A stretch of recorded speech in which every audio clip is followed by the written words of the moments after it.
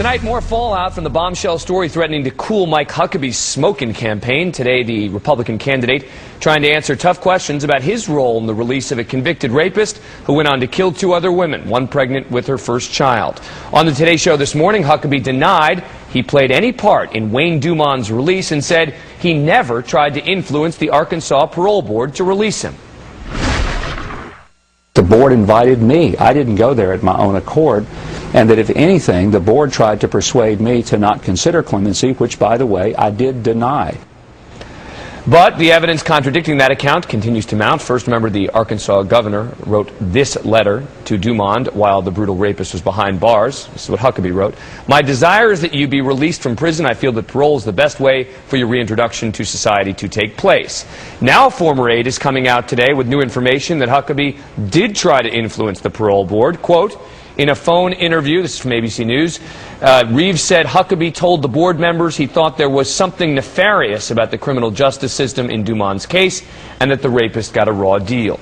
And now other members from that very parole board coming out to say Huckabee not telling it straight. Invited Governor Huckabee on the program tonight. He declined.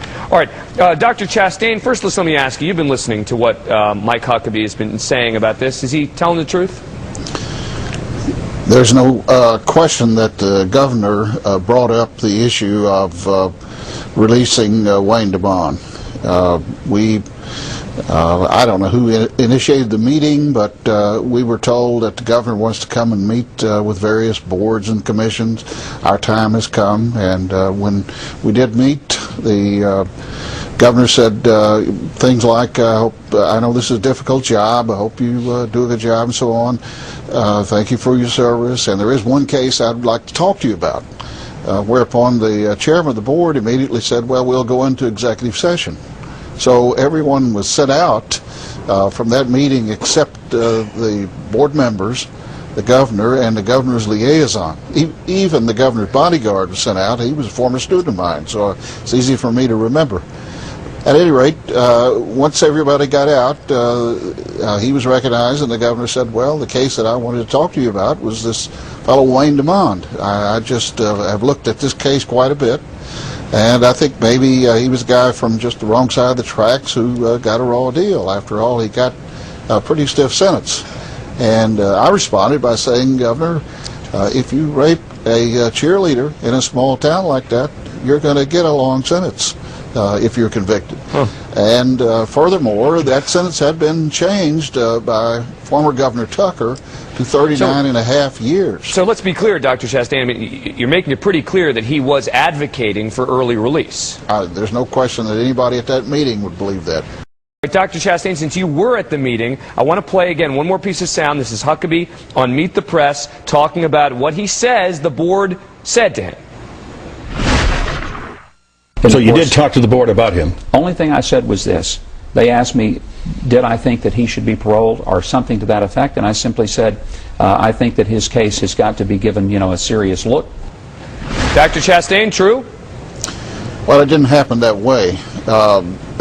If you think about it, there's no reason why the parole board would be asking the governor for advice about a given individual.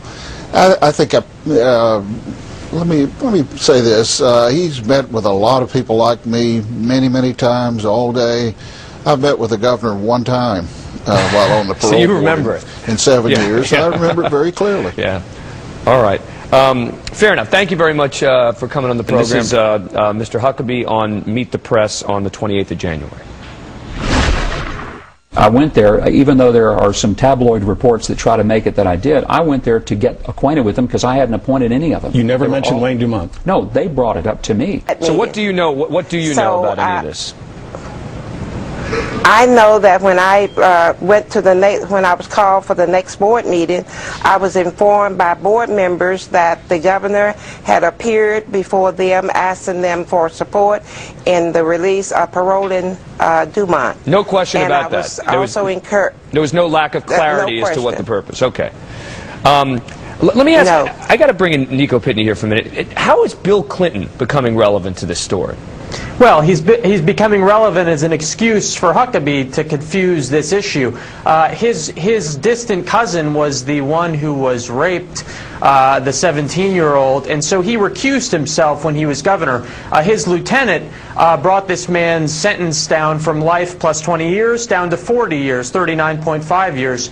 But that has nothing to do. It's completely unrelated to what people are talking about regarding Huckabee and this man being paroled and set free and killing again.